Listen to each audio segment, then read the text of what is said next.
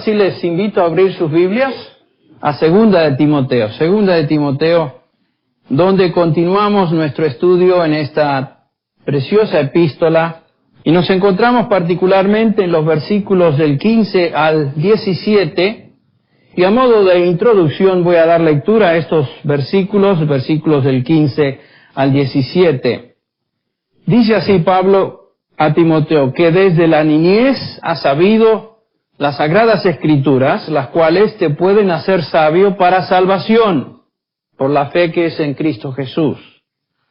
Toda escritura es inspirada por Dios y útil para enseñar, para redarguir, para corregir, para instruir en justicia. ¿Con qué propósito? El versículo 17, a fin de que el hombre de Dios sea perfecto, enteramente preparado para toda buena obra. Tal vez no hay en el Nuevo Testamento una descripción sobre la suficiencia de la Escritura tan específica y concreta como encontramos en este texto. Tal vez pasajes paralelos en el Antiguo Testamento que nos hablan de la suficiencia de la Escritura son dos salmos en particular, el Salmo 19 del versículo 7 al fin, y el Salmo 119, 176 versículos que nos hablan en particular de la suficiencia de la Escritura. Todo lo necesario para la vida y para el desarrollo espiritual de una persona se encuentra en la palabra de Dios. La Escritura es suficiente para que el hombre de Dios, dice Pablo, sea perfecto, equipado para toda buena obra. Esto, por supuesto, nos habla de una suficiencia absoluta. En la Escritura tenemos todo lo necesario para darnos vida espiritual. El versículo 15 ya nos dijo que nos hace sabio para salvación, nos introduce al Evangelio, nos provee la vida eterna a través de la explicación, la predicación de la palabra, y también nos hace espiritualmente completos, dice Pablo, equipados para toda buena obra. En ese instante o en esa parte está hablando de la obra santificadora de la palabra. No hay necesidad de agregados a la palabra de Dios. Toda secta falsa tuerce la Escritura, quita, añade o presenta alguna interpretación novedosa de la Escritura, le agrega a la Escritura. Por ejemplo, los mormones agregan el libro del Mormón junto a la palabra de Dios. Los de la ciencia cristiana, que no es ni ciencia ni cristianismo, entre paréntesis, hablan de la ciencia y la salud como la clave para entender las Escrituras, otro volumen que se agrega a la palabra de Dios. Aún muchos evangélicos agregan profecías personales o revelaciones frescas, o sueños, o cosas tales como el Señor me dijo, a la palabra de Dios. Y todo esto es adicional a la fe, la cual nos dice el apóstol Judas en el versículo 3, que la fe fue dada una vez y para siempre a los santos, por la cual debemos contender ardientemente. La suposición entonces es que la palabra de Dios no es adecuada por sí misma y que necesita algo más. ¿De dónde viene la idea de que hay necesidad de algo más? Ciertamente no viene de la Biblia, no se encuentra ahí. Esta es una actitud intolerable para aquellos de nosotros que nos llamamos cristianos. Es una noción que no tiene ningún fundamento en la Escritura. Pero por supuesto no nos debe sorprender, porque la Biblia siempre ha estado bajo ataque del enemigo, ataque intensivo.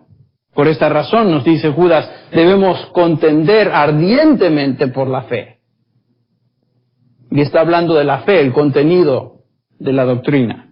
La palabra de Dios es la verdad, y el enemigo, Satanás y sus obreros, siempre tratarán de socavar y destruir la verdad, puesto que él es el padre de mentira. ¿Saben que la estrategia satánica no ha cambiado desde el comienzo? Satanás siempre ha tratado de poner dudas, y cuando logra eso, destruir la veracidad de la palabra de Dios. Ustedes recuerdan en Génesis 3, con que Dios dijo, duda. Sabe Dios que el día que comiereis de ese fruto, no moriréis. Contradicción absoluta de lo que Dios había establecido. La estrategia es la misma. Entonces, en este pasaje de Segunda de Timoteo, Pablo defiende la suficiencia absoluta de la Escritura. En el versículo 14, Pablo ya le dijo a Timoteo, o llama a Timoteo a su atención lo siguiente. En el versículo 14 le dice Pablo: pero persiste tú en lo que has aprendido y te persuadiste, sabiendo de quién lo has aprendido. ¿De quién había aprendido Timoteo? Bueno, en el capítulo 1, versículo 5, sabemos que él había aprendido de su abuela Loida y de su mamá Eunice, pero en particular sabemos que él había sido presentado, introducido al Evangelio por el apóstol Pablo. El versículo 10 de este mismo capítulo 3 nos dice: pero tú has seguido mi doctrina, conducta, propósito, fe, longanimidad, amor, paciencia. Le está diciendo Pablo: recuerda, Timoteo, de quién lo aprendiste. Yo, el apóstol Pablo. Timoteo, le dice Pablo, lo que recibiste es la palabra de Dios. No te desvíes de ella. Persiste en lo que has aprendido y de lo cual te has persuadido, teniendo presente dos cosas. En primer lugar, que toda escritura es inspirada por Dios. Viene del mismo aliento de Dios. Su procedencia es Dios. Y después, recuerda, Timoteo, que toda escritura es útil y provechosa. Toda escritura es útil. Este es un recordatorio que a menudo necesitamos tener en presente. La escritura es útil para 5 resultados que Pablo aquí nos delinea. En el versículo 15 ya vimos la primera. La palabra es en primer lugar útil para salvación, y estamos repasando. La última vez vimos cómo la palabra de Dios es el medio que Dios utiliza para llevar a una persona al conocimiento del Evangelio. Romanos 10:17, así que la fe es por el oír, y el oír es por la palabra de Dios o la palabra de Cristo, como muchas versiones nos indican. La fe no viene sino por la palabra de Dios. Es imprescindible. No hay sustitutos, debemos proclamar la palabra de Dios a los perdidos. Nada va a convencer de pecado y la necesidad de salvación, sino el Espíritu Santo de Dios por medio de la palabra de Dios. No hay sustituto. Dijimos también que la palabra de Dios es útil para enseñanza. Así comienza el versículo 16. Toda escritura es inspirada por Dios y útil para enseñar. La palabra es didascalía. Vimos que esto se refiere no tanto al proceso de enseñanza, sino al contenido de enseñanza. Está hablando de la doctrina. La palabra de Dios es útil para darnos todo el cuerpo de doctrina necesaria o necesario para vivir piadosamente. Este es el depósito de verdad del cual nos habla Pablo, particularmente a Timoteo. Ustedes recuerdan en 1 Timoteo 6:20 le dice Pablo a su hijo y siervo en la fe: guarda lo que se te ha encomendado. Está hablando del contenido de la fe. Y evita palabrerías vacías y profanas y las objeciones de lo que falsamente se llama ciencia. Mantente, dedícate a lo que se te ha enseñado, Timoteo. Evita todas estas cosas. Segunda Timoteo 1:13 dice: retén la norma de las palabras sanas. Está hablando de la doctrina que has oído de mí, dice Pablo, en la fe y el amor en Cristo Jesús. Entonces la Biblia nos provee el contenido de doctrina necesario para ayudarnos a formar convicciones y guiarnos en toda nuestra conducta. Es como tener un depósito en el banco de la verdad de Dios, ¿no es cierto? Ahí está el depósito. Y en momentos necesarios lo que hacemos es retiramos de nuestra cuenta los principios y verdades apropiadas para situaciones particulares. Si conocemos la palabra de Dios y meditamos en ella y es parte de nosotros, podemos usarla en momentos de necesidad, en cualquier momento. ¿Qué es lo que la Biblia me dice en cuanto a esto o lo otro? ¿Qué actitud debo tener? ¿Qué es lo que debo hacer en esta situación? Son preguntas que nos hacemos y si conocemos la palabra de Dios podemos dar respuesta a esa pregunta. Estaba hablando esta semana con un inconverso que me preguntaba acerca de mi profesión como pastor y entre varias preguntas me hizo la pregunta: bueno, ¿cuánto tiempo predicas? Estaba hablando en inglés con él. Y le dije, bueno, entre 45 a 50 minutos. Es una persona que es religiosa, va a la iglesia, pero no está acostumbrada a escuchar 45 minutos o 50 minutos de predicación. Y me dice, eso es increíble, me dice, para hoy. ¿A quién le interesa conocer lo que la Biblia dice hoy en día? Yo creo, dice él, que para la mayoría lo que la Biblia dice es irrelevante. ¿De qué sirve? Me decía él. Le dije, bueno, para un cristiano la Biblia es de suprema importancia. Esta es la palabra de Dios, le digo, y constituye el manual por el cual nos guiamos. Para nosotros los cristianos es muy importante saber lo que Dios dice y obedecerlo. Por eso la estudiamos. Por supuesto me miró con una cara de incredulidad obvia. No está de acuerdo, pero quedó creo sorprendido. Voy a tener más oportunidades de hablar con él, gracias a Dios. La Biblia provee dirección para cada circunstancia por medio de principios y por medio de preceptos. Es el depósito, entonces, como dije, de la verdad de Dios. Ahora vamos al tercer elemento o efecto de la palabra de Dios. Ya vimos que la Biblia es útil para guiarnos a salvación, es útil para darnos enseñanza y en tercer lugar es útil para redarguir o reprender. Nos dice ahí el versículo 16. Redarguir, traduce Valera. Otras traducciones lo traducen como reprender.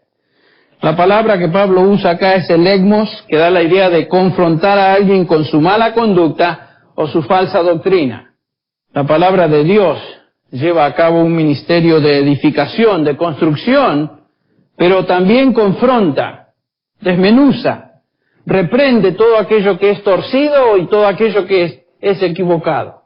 La palabra de Dios nos reprende cuando estamos mal, apunta con convicción a lo que es pecado en nuestra vida. A menudo cuando leemos la palabra de Dios o escuchamos la palabra de Dios enseñada, como lo hacemos aquí, sentimos su poder de reprensión. Estaba hablando con una persona esta semana que me decía justamente eso.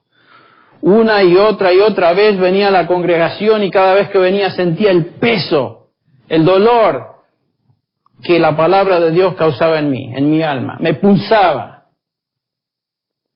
me lastimaba. Por supuesto, la palabra de Dios tiene ese poder de reprender. Toca áreas de pecado en nuestra vida. Falta de santidad, insensibilidad a las cosas de Dios. La luz de la palabra ilumina áreas que todavía en nuestra alma, en nuestro corazón, están oscuras y nos vemos confrontados con la verdad. Y a menudo, como decía esta persona, esto duele, ¿no es cierto? La palabra de Dios tiene ese poder. De repente vemos áreas en nuestras actitudes y conductas que deben cambiar. Notamos egoísmo en nuestra vida.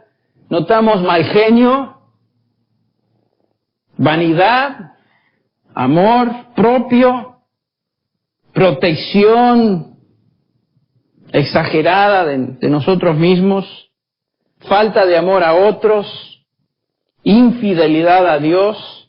Venimos a la iglesia pensando que todo está bien y un domingo venimos con nuestra Biblia ahí muy sonrientes y de repente la palabra de Dios comienza a hacernos ver que todo no está bien, que hay áreas en nuestra vida que debemos cambiar.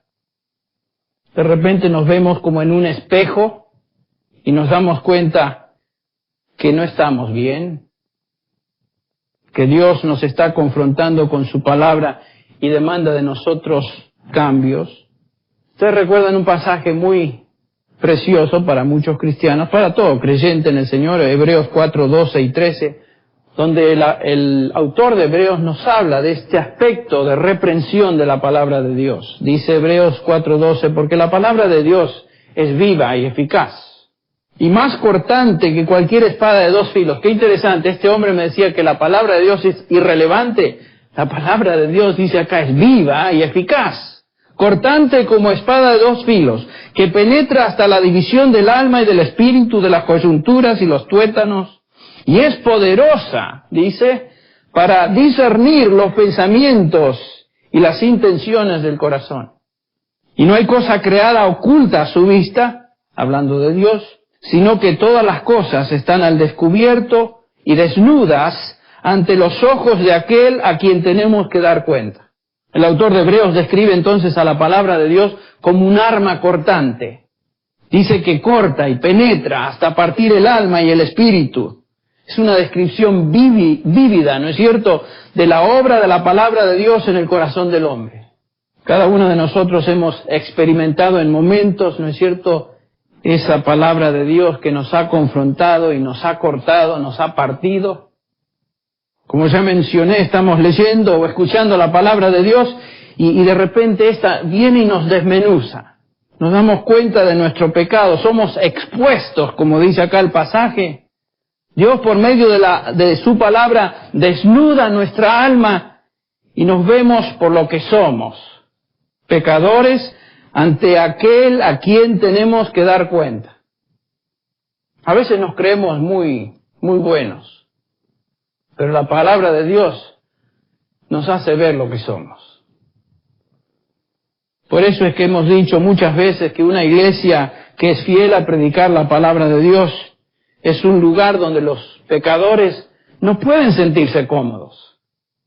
La iglesia, nos dice Pablo, es la columna y baluarte de la verdad. Y tenemos un dicho en castellano, la verdad duele. La palabra de Dios, cuando nos confronta con su verdad y estamos en pecado, ¿qué sucede? Debe doler. La iglesia es el lugar que expone el pecado a través de la predicación de su palabra. Un pecador no quiere oír que él es una persona impía. A un pecador le gusta que le digan cosas lindas, que lo animen, que lo eleven. Jesús dijo, Juan 3:20, porque todo el que hace lo malo odia la luz, ¿se acuerdan? Y no viene a la luz para que sus acciones no sean, ¿qué?, expuestas. El pecador no quiere ser expuesto por el filo cortante de la palabra de Dios. Y como dije tantas veces, no estamos acá para que nos sintamos bien, estamos acá para confrontar a cada uno de nosotros con la verdad de su palabra. La verdad de Dios corta y expone todo lo que eres. No te puedes esconder de Dios, no podemos escondernos de Dios. La palabra reprende, convence de pecado, sacude, analiza, revela las actitudes de nuestro corazón, confronta nuestra manera de pensar. Esta es la obra de la palabra. ¿Y saben qué, mis hermanos? Tenemos que estar agradecidos a Dios, no solo por la instrucción doctrinal de la palabra, la enseñanza de la palabra, sino por su reprensión. Este ministerio de la palabra nos mantiene, ¿no es cierto?, en el surco, en el camino derecho. Gracias a Dios, entonces, por la reprensión de la palabra. Dijimos que la palabra de Dios no solo nos reprende en cuanto a nuestra conducta, sino que también nos reprende en cuanto al error. La Escritura reprende la falsa doctrina y reprende la falsa enseñanza. La palabra de Dios, por supuesto, se nos presenta como el estándar por el cual medimos toda enseñanza.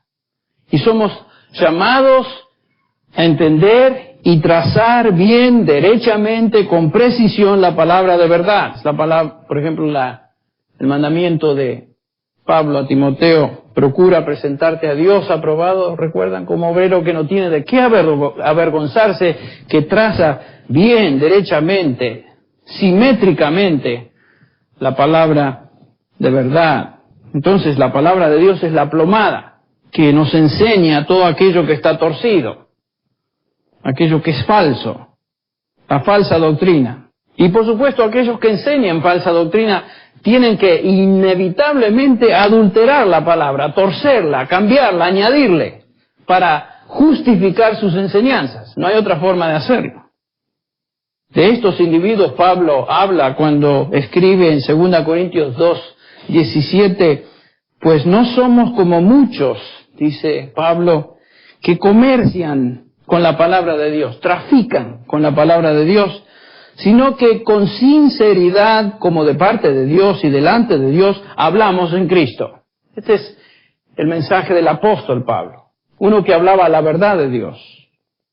2 Corintios 4:2, él dice, sino que hemos renunciado a lo oculto y vergonzoso, no andando con astucia, ni adulterando la palabra de Dios, sino que mediante la manifestación de la verdad, nos recomendamos a la conciencia de todo hombre en la presencia de Dios. Ese es Pablo el que habla, defendiendo su apostolado.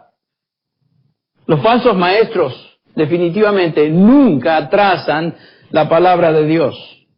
Nunca la cortan bien, sino que la tuercen. Inventan sus propias doctrinas. Adulteran la palabra de Dios. La palabra de Dios entonces corrige el error, expone el error y lo corrige. En el Antiguo Testamento encontramos una ilustración de esto en el Salmo 119, que leímos parte de él hace unos minutos, donde el salmista dice algo tan precioso. En el en el versículo 99 dice: tengo más discernimiento que todos mis maestros, que todos mis enseñadores, creo que traduce Valera. ¿Por qué diría esto el salmista? Agrega: porque tus testimonios son mi meditación. En el versículo 100, el que sigue, dice: entiendo más que los ancianos. ¿Por qué? Porque tus preceptos he guardado. La palabra de Dios nos ayuda a obtener discernimiento, entendimiento espiritual.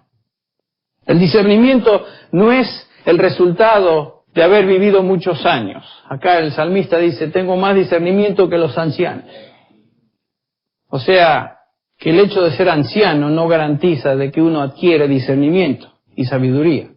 Hay gente madura en años que todavía, aunque cristiana, es incapaz de discernir adecuadamente porque no se han dedicado a meditar y guardar la palabra de Dios, que es lo que el salmista está diciendo. Tenemos que respetar a nuestros mayores, definitivamente, pero el ser mayor de edad no indica que uno va a ser sabio. El versículo 104 del mismo Salmo dice: de tus preceptos recibo entendimiento, por tanto aborrezco todo camino de mentira. ¿Ven lo que está diciendo? La palabra de Dios me ayuda a distinguir entre lo falso y lo verdadero. La palabra de Dios me da entendimiento de manera que produce en mí, dice el salmista, odio para aquello que es incorrecto, para aquello que es falso, para aquello que está errado. Entonces la Escritura reprende en cuanto a nuestra conducta equivocada y también reprende o reprueba la doctrina errada. Reprueba el pecado y reprueba el error. Ese es el ministerio de reprensión de la palabra de Dios. Pasemos a un cuarto elemento que aquí se nos menciona. Es útil para corrección, redarguir o corregir. La palabra es epanorthosis.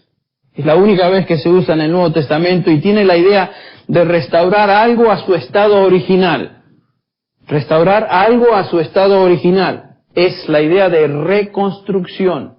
La Escritura no solo expone, condena el pecado y aquello que es falso en la vida de un creyente, sino que también lleva a cabo un ministerio de reedificar, restaurar, enderezar lo torcido, levantar al caído, etc. La Biblia no solo viene y nos confronta y nos destruye con lo perverso y falso en nuestra vida, sino que nos reconstruye, nos edifica.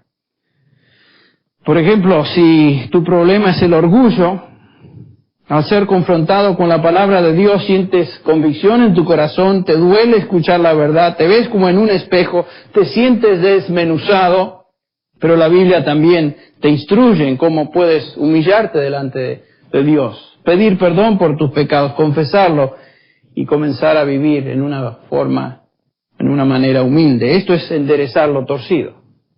Y por supuesto este proceso se puede aplicar a cualquier pecado, cualquier área de nosotros en la cual estemos débiles y necesitamos ser reconstruidos.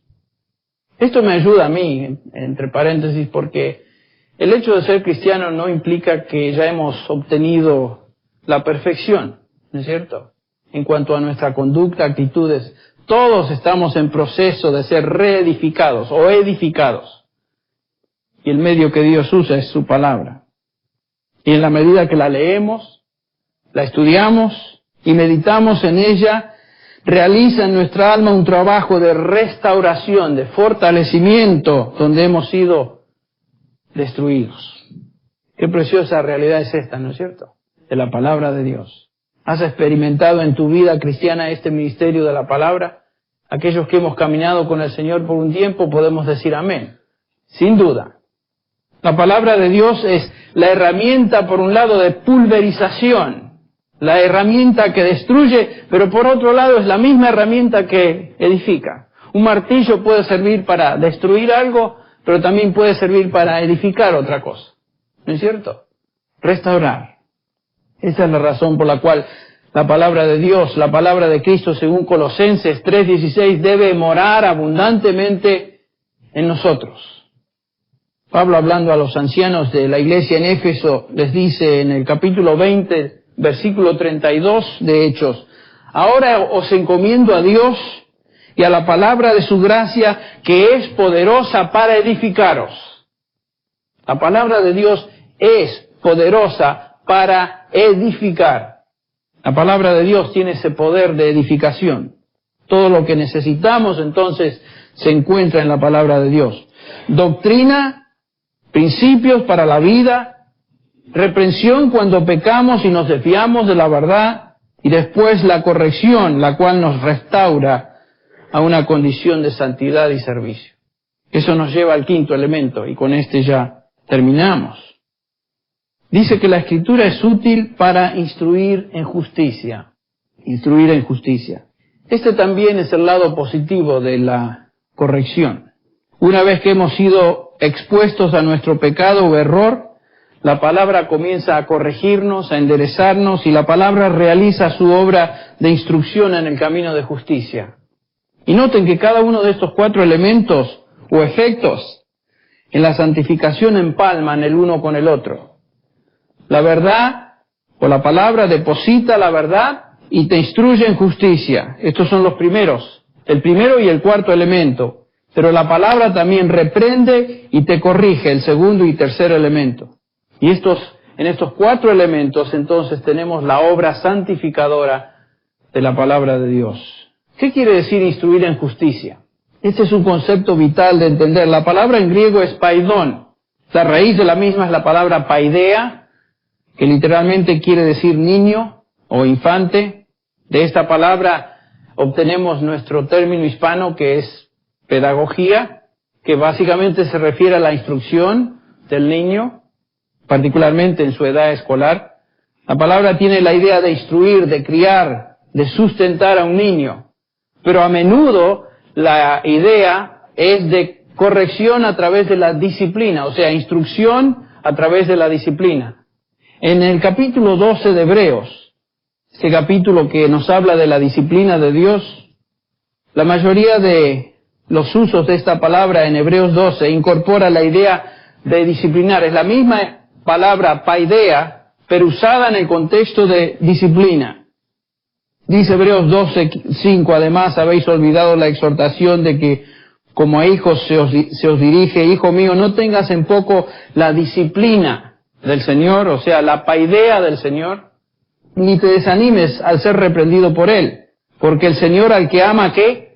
Disciplina, en primer lugar, paidea, la misma palabra, paideoi, y azota al que recibe por hijo. Hebreos 12:7, es para vuestra corrección que sufrís. Dios os trata como a hijos. Porque ¿qué hijo hay a quien su padre no paidee o discipline? Pero si estáis sin paidea o disciplina, de la cual todos han sido hechos participantes, entonces sois hijos ilegítimos y no hijos verdaderos. El versículo 9, además, tuvimos padres terrenales para disciplinarnos, la misma palabra, paidea. Y los respetábamos. ¿Con cuánta más razón no estaremos sujetos al Padre de nuestros espíritus y viviremos? Porque ellos nos disciplinaban, paidea otra vez, por pocos días como les parecía. Pero Él, hablando de Dios, nos disciplina para nuestro bien, escuche, para que participemos de su santidad.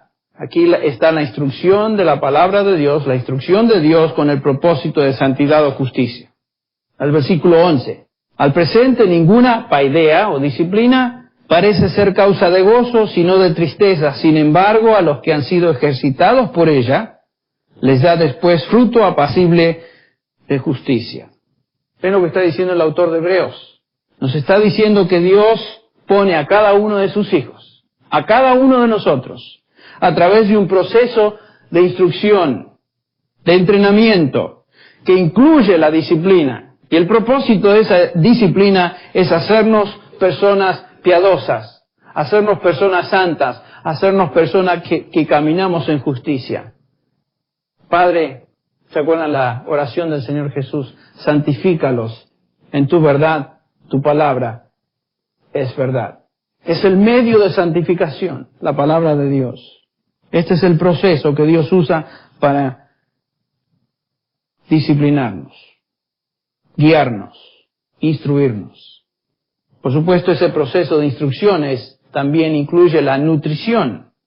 Todo infante necesita ser nutrido y la palabra de Dios produce eso en nosotros. Primera de Timoteo 4:6 dice Pablo a Timoteo: al señalar estas cosas a los hermanos, serás un buen ministro de Jesucristo, nutrido con las palabras de la fe y de la buena doctrina que has seguido. La palabra de Dios entonces es el medio de nutrición, de alimento. El Señor Jesús dijo: no de solo pan vivirá el hombre, sino de toda palabra que sale o proviene de la boca de Dios. Pedro también lo dice en su primera epístola, el versículo 2 del capítulo 2, desead como niños recién nacidos la leche pura de la palabra, para que por ella crezcáis para salvación. Aquí otra vez, vemos que la palabra de Dios es el medio de nutrición, el medio de crecimiento. Y dice Pedro que como cristianos debemos anhelar la palabra de Dios, así como un bebé anhela la leche. Fíjense la analogía. Un bebito anhela la leche más que cualquier otra cosa. Y si no le dan leche, la mamá va a sufrir las consecuencias y todos aquellos que están alrededor de esa criatura. O sea, es un anhelo, no así, a lo mejor sí, a lo mejor no, bueno, no tengo mucha, es un anhelo intenso. Y dice Pedro que todo creyente debe anhelar la palabra de Dios de esta manera. Es el medio de nutrición, el medio de crecimiento. Escuche bien, no hay crecimiento en la vida cristiana, no hay madurez y capacidad de justicia sin la palabra de Dios, es imposible. Si usted como cristiano es negligente en el estudio, la meditación, la lectura de la palabra de Dios, usted es un creyente desnutrido. Usted no está creciendo, usted no tiene discernimiento, usted se está empobreciendo. El tiempo que cada uno de nosotros pasemos diariamente en la palabra de Dios es lo que nos va a proveer crecimiento, nos va a dar ese crecimiento. Porque la palabra de Dios, según lo que acabamos de leer, es el alimento de nuestras almas. Ustedes recuerdan el Salmo 19, versículos del 7 al 9, donde el salmista David nos dice que la palabra, o la describe por medio de 6 títulos, habla de 6 características y 6 resultados. No vamos a hacer una exposición de este pasaje, simplemente recordarles. Salmo 19, 7, la ley del Señor, dice, es perfecta, que convierte el alma. Comiencen a pensar lo que la palabra de Dios hace. Es perfecta, convierte el alma. El testimonio del Señor es seguro, que hace sabio al sencillo. Los preceptos del Señor son rectos, que alegran el corazón. El mandamiento del Señor es puro, que alumbra los ojos. El temor del Señor es limpio y permanece para siempre. Los juicios del Señor son verdaderos, todos ellos justos. Fíjense los títulos que el salmista le da a la palabra de Dios. En primer lugar, le llama la ley de Dios y dice que esa ley, su característica es perfecta. No hay nada que agregarle, no hay nada que quitarle, es suficiente. Y nos dice que el resultado de eso es que salva o restaura o convierte al alma. Es lo que Pablo nos dijo. El testimonio del Señor, el segundo título, es seguro. Otro título de la palabra, el testimonio del Señor es seguro. El resultado es que hace sabio al sencillo. ¿Quieres ser sabio en tu vida espiritual? Conoce la palabra de Dios. ¿Quieres ser sabio más que todos tus maestros, que todos los ancianos? Conoce, medita y obedece la palabra de Dios. Los preceptos del Señor, otro título, son rectos. No hay nada torcido en la palabra de Dios, es recto. Y el resultado es, alegra el corazón. Ustedes recuerdan en Jeremías capítulo 15, creo que es, donde el profeta dice, comí tu palabra y se alegró mi corazón. Comí tus palabras y se alegró mi corazón. La palabra de Dios trae como resultado alegría en el corazón. Otro título, el mandamiento del Señor. El mandamiento del Señor dice acá, el salmista es puro. Por supuesto, el resultado es alumbra los ojos, lámpara es a mis pies. Tu palabra y lumbrera a mi camino. La palabra de Dios ilumina lo que está oscuro. El temor del Señor, otro título, es limpio. Limpio. No hay nada de contaminación en la palabra de Dios. Y nos dice que permanece para siempre. Es buena para hoy, es buena para mañana y es buena para siempre. La palabra de Dios es la misma, no cambia. Sus efectos perduran. Y después el título final, los juicios del Señor. Dice acá que los juicios del Señor, los veredictos del Señor son verdaderos. Y son todos, ¿qué? Resultado final, son todos justos. Son justos. Lo que el Señor dice es justo. Esto es lo que hace la palabra de Dios en tu vida, en mi vida. Primero, nos convierte. ¿Quién llegó a los pies de Cristo sin haber sido introducido al Evangelio por medio de la palabra? Ninguno. Sí que el Señor utilizó el testimonio de alguna persona o varias personas, pero finalmente llegamos a entender el Evangelio por medio de la palabra. La fe viene por el oír, y el oír por la palabra. Entonces fuimos primeros convertidos. Dice que te hace sabio, alegra el corazón, alumbra tus ojos, permanece para siempre, es relevante para toda situación y época, y finalmente produce justicia. La palabra de Dios produce justicia. Observen algún cristiano santo, algún cristiano que realmente camina en obediencia a Dios, y les garantizo que ese cristiano es una persona que estudia, que medita, que habita en la palabra de Dios. Y como resultado, su vida es una de justicia. No hay otra posibilidad de ser justo sin la palabra de Dios. Ahora, regresando a 2 de Timoteo. La palabra de Dios, dice Pablo a Timoteo, puede hacerte sabio para salvación. Lo mismo que el salmista nos dice. La palabra de Dios es útil para proveer el fundamento doctrinal, la enseñanza. Es imposible vivir justamente, vivir en obediencia a Dios si no conocemos lo que Él nos dice en su palabra, en la doctrina apostólica, lo que Él nos describe en este libro.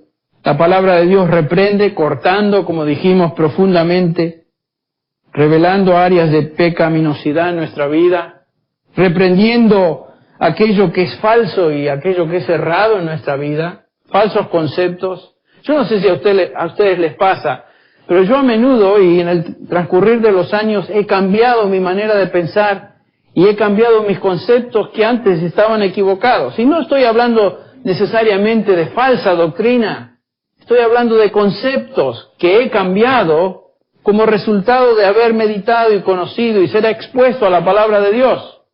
Gracias a Dios por eso. Si siempre somos los mismos, y el único testimonio que podemos dar es el día que nos convertimos, algo malo está sucediendo.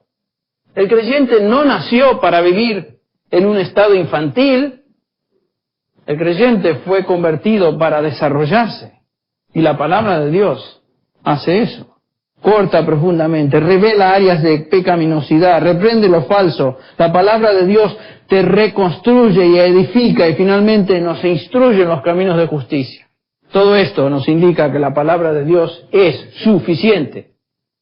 ¿Cuán suficiente es? Bueno, el versículo 17 nos dice.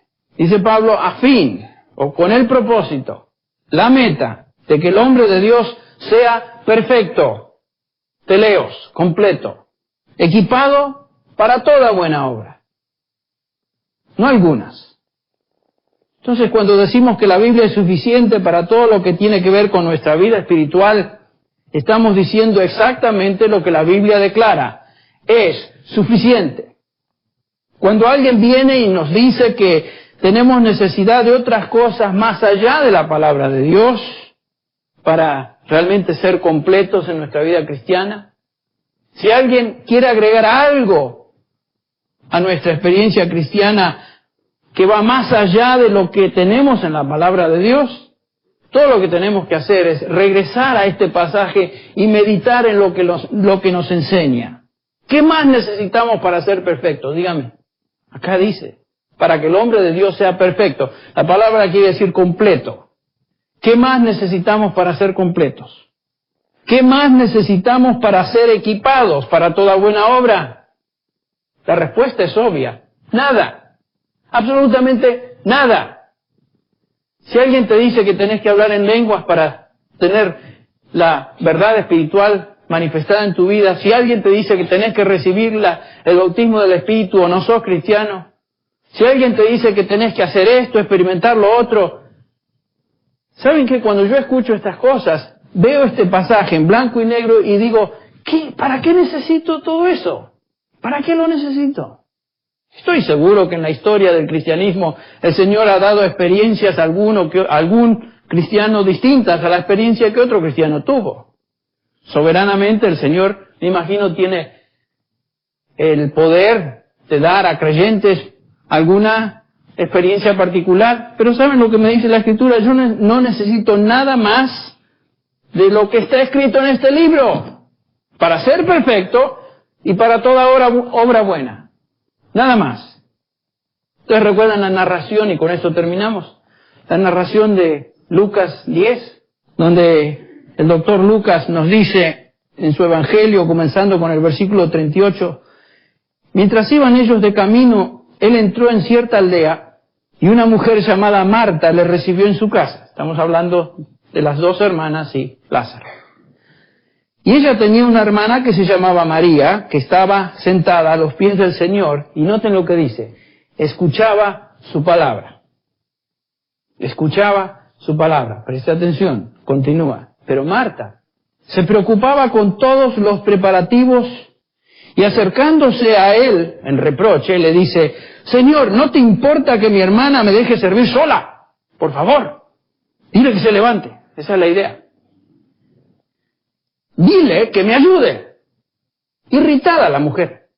El versículo 41 dice, respondiendo el Señor le dijo, Marta, Marta, tú estás preocupada y molesta por tantas cosas. Por tantas cosas. ¿No es esa la descripción tuya y mía a veces? Estamos molestos y preocupados por tantas cosas.